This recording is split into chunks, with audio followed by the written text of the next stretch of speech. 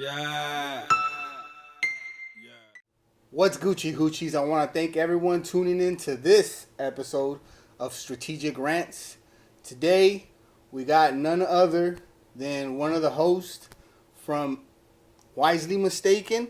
Big Chillin' Comedy. Big Chillin' Comedy. He's like the Mexican Action Bronson. My boy, none other than JT Hernandez, baby. Thanks for coming through, doggy. Yes, sir. The New Year's resolutions. Any New Year's resolutions you got? Yeah, man. It's fucking getting my body straight, bro. That's why we've been hitting the gym hard. Been seeing that. I've been seeing that. Been getting after it, bro, because, nothing changes if nothing changes, bro. That's been my motto, bro. That's what's up.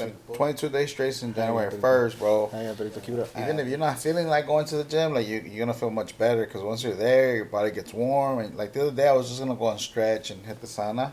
I was already, like, warm from, like, stretching. I was sweating. I was like, man, I'm already here, bro. Let me jump on the treadmill. And I got on it for 2 miles, I seen a conversation between Lex Friedman and Jeff Bezos. Yeah. And he asked him, like, what do you tell yourself when you don't want to go to the gym? And Jeff Bezos says something along the lines of, he just knows he's going to feel 10 times better after he does it. Crazy workout regimen, but... it's making us mentally tough and, it's helping us lose this weight. I've lost 12 pounds since the beginning of the year. Oh, yeah. Just, you, like, progress. Like, it's becoming a little bit easier. The body's, like, more used to it, I mean, you still need your rest, but... Yeah, and you know what? I'm glad you even mentioned that, dog, because you're not worried about injury, like, in regards to, like, just... not taking any breaks, though. How does that say? Like, everybody should move at their own... Beat at their own drum, right? Yeah, beat at their own drum, bro. Like, obviously, if the workout's too much, it's too much. I've been thinking about it, like, if I was in the football team, when I was in the football team. Okay. I was like, everybody was fucking going after it, bro. And we were doing some wild shit. Your body will do whatever your mind will tell it to do, right? Mm-hmm. Like that old saying, and like, it's kind of like mind over matter. When I was in high school, water polo team, they won the CIF state championship. One of the dudes sat next to me in one of the classes, and I asked him, workout, if you're sore, like you let yourself recover, and then you go. And he's like, nah, bro. He goes, we just keep going. We swim through the workout, bro. We swim through the soreness. And I remember thinking, like, no wonder you're getting a ring.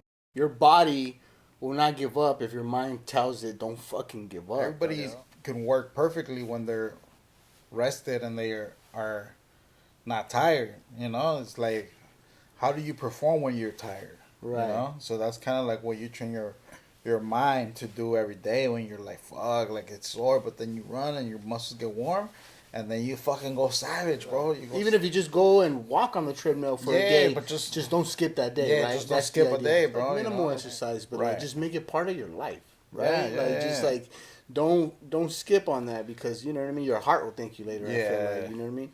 Oh yeah. Are you an LA native? Yeah, I was born in Mexico, bro. Also I'm from Jalisco. Oh Shout shit. out to Okay.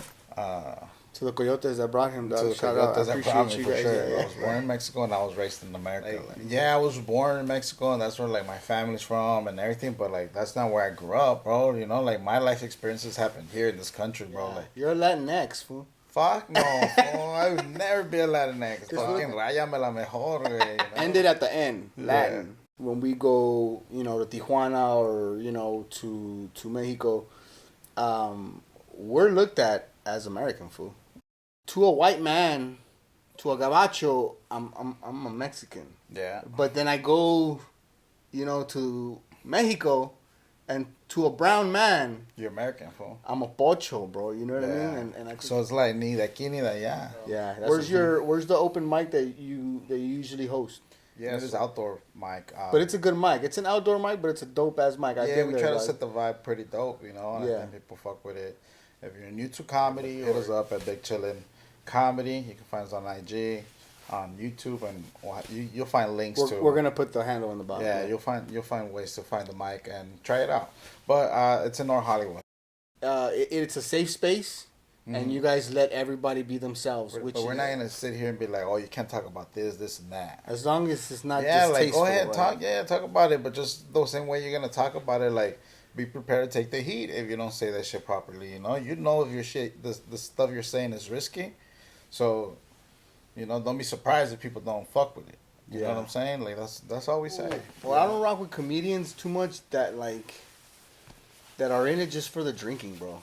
That are in it just for the free alcohol and then for the drugs. Dudes that I ask them like, hey man, what made you want to do stand up comedy? And they said, oh man, I was drunk one day and somebody dared me. Yeah, people have their own reasons why they did it. I mean, I did it because somebody dared me. That's good. You're a dick.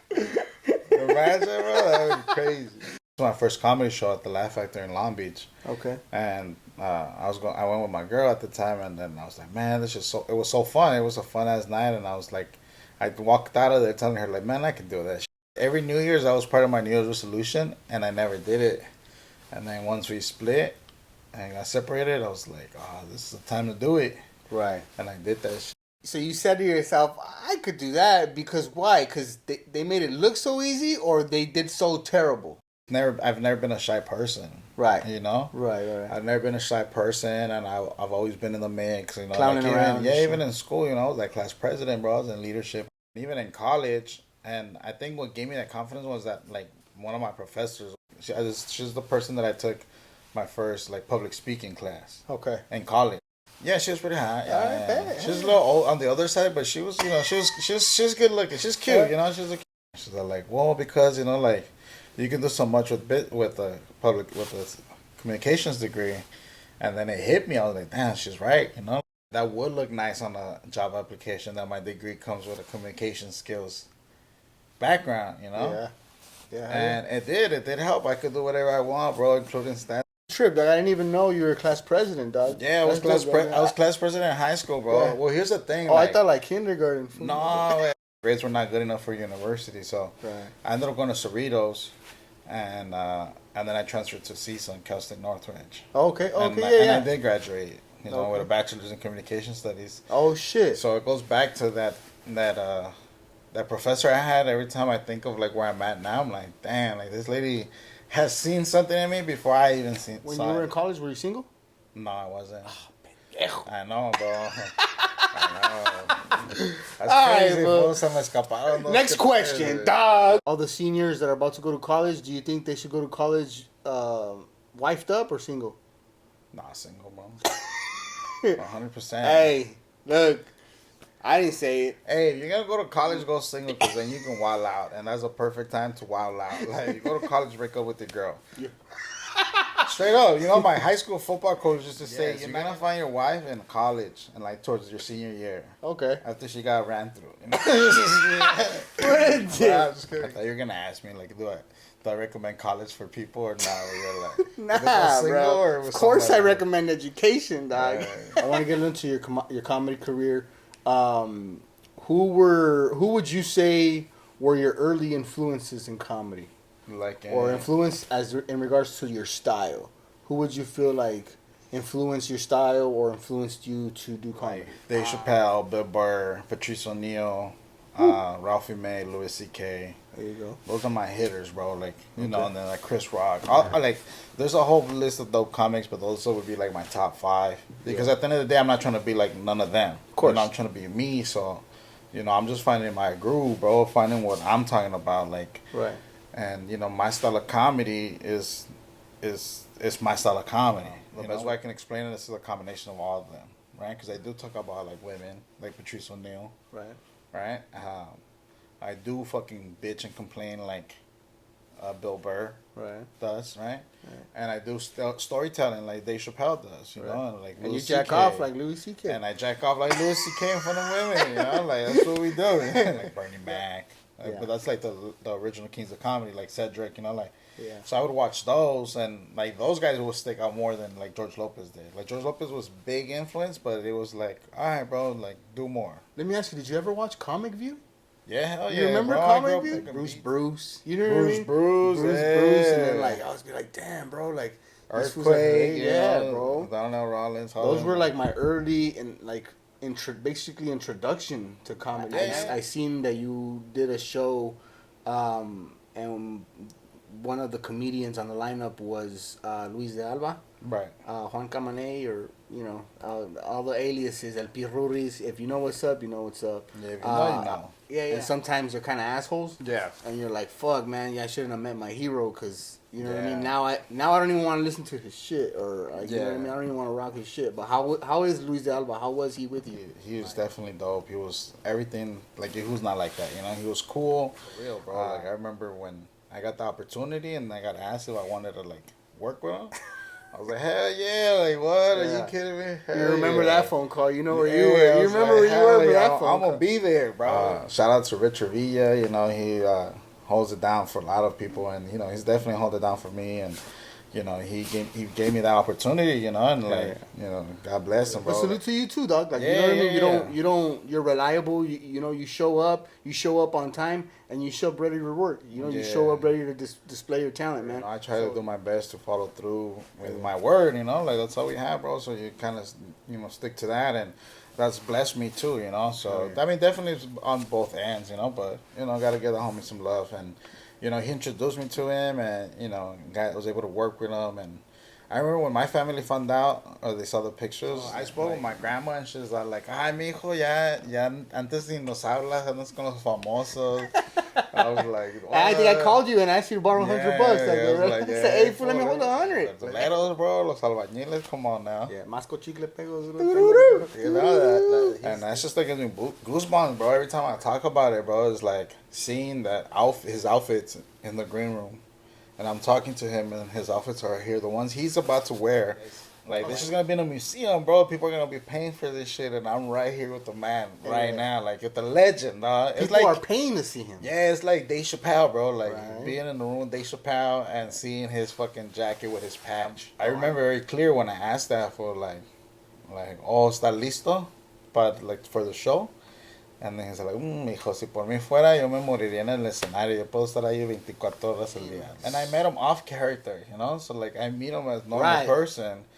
And then I see the characters that they've been doing them, that's been making them millions. I've made them movies, bro. Like, it's crazy, dog. That shit is so surreal, bro. He was cool, and it was cool because he was telling me how, like, he almost died, and how, like, Carmen Salinas bailed him out, and stuff. Like, flew him out to Guadalajara, which is where my family's from.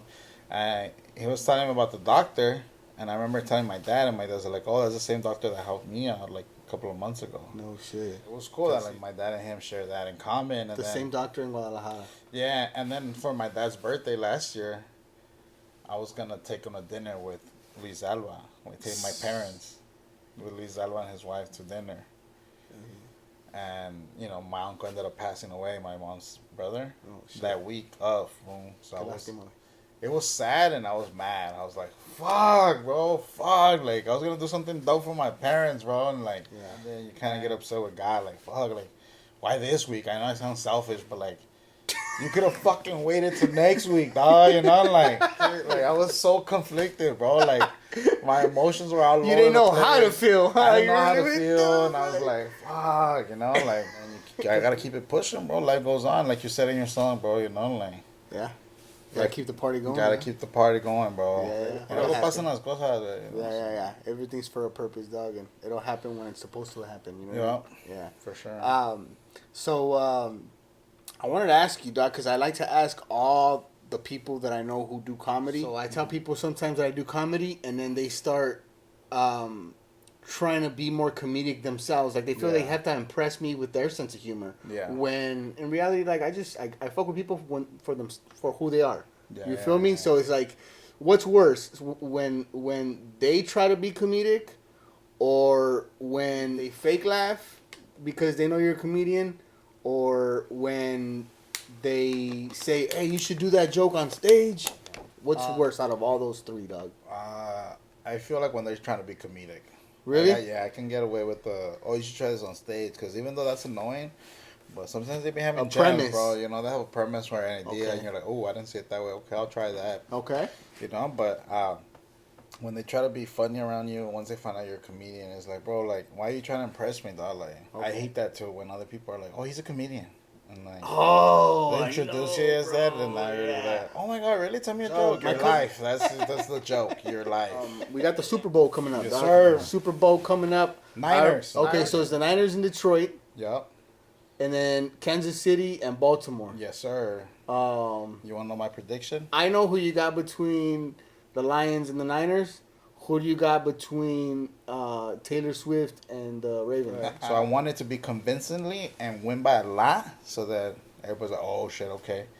And then I think the Chiefs are gonna beat that one as well. I feel like they're gonna put an upset on them, and we're gonna have a repeat of the Super Bowl we lost against the Chiefs, which is Niners Chiefs again. Okay. And Niners are gonna win. So I won't take up too much of your time, Doggy. I really, really want to thank you for coming through. I really appreciate you making the drive out. Go ahead and plug. Go ahead, bro. Yeah, man. So February 1st, I'll be in Bruce Brothers in North Hollywood, California. February 4th, which is Sunday, I'll be at the Heirloom Pizza Co. Pizza and Punchlines at Salinas, California. February 8th, I'm going to be at La Jarra Brewery in Norwalk for all the people out here in Santa Fe Springs, Whittier's that's trying to catch a boy. February 22nd, I'm going to be at Poorhouse Bar and Grill. Lords of Laughter in Monrovia, California. The show starts at 8 p.m. And on February 24th, from all people in the OC, Newport, Huntington Beach, Garden Grove, Westminster, I'll be at the Rec Room in Huntington Beach February 24th with the fire-ass lineup. We got Blacksmith, Jay Valentino, Gordo Mamon, Martin Rizzo, Ace Murdoch. And the one on February 4th, another stacked lineup. We got Gloria Magana, we got Blacksmith, we got Gordo Mamon, and we got Saul Trujillo and myself. So make sure to tap in if you're in the north. Follow me on Instagram at JT the Comic, and check out our podcast Wisely Mistaken on YouTube. Tap in. Make sure you follow my boy. We're gonna put all that shit down here. I want to thank everyone who's been tuning in, and everyone who tuned in today to this episode of Strategic Rants. Remember that it's nice to be important, but it's more important to be nice. Peace. Yeah.